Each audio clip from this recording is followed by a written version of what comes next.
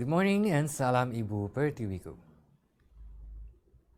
Police and protesters clashed at Hong Kong's international airport on Tuesday after flights were disrupted for a second day as a political crisis in the former British colony deepened.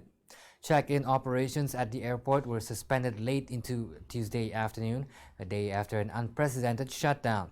Thousands of peaceful protesters had swarmed the arrivals and departure halls earlier on Tuesday, chanting, singing, and waving banners. According to witnesses, some protesters used luggage trolleys to blockade the doors to customs checkpoints. Protesters scuffled with police and several police vehicles were blocked amid heated scenes later on Tuesday night. A policeman pulled out a gun at one point. Protesters also barricaded some passageways in the airport with luggage trolleys, metal barriers, and other objects.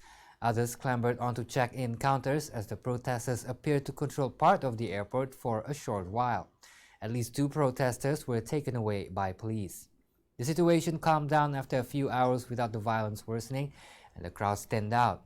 Hong Kong media reported that an injunction had been issued by a court to clear the airport of protesters.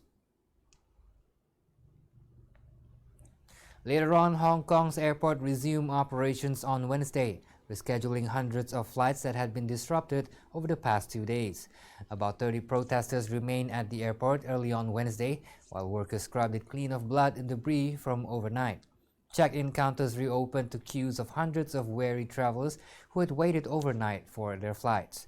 Police condemned the violent acts by protesters overnight and said on Wednesday a large group had harassed and assaulted a visitor and a journalist.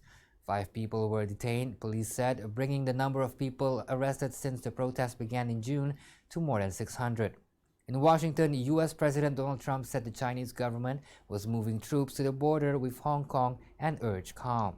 Trump described events in Hong Kong as tricky, but hoped it would work out for everybody, including China, and for liberty without anyone getting hurt or killed.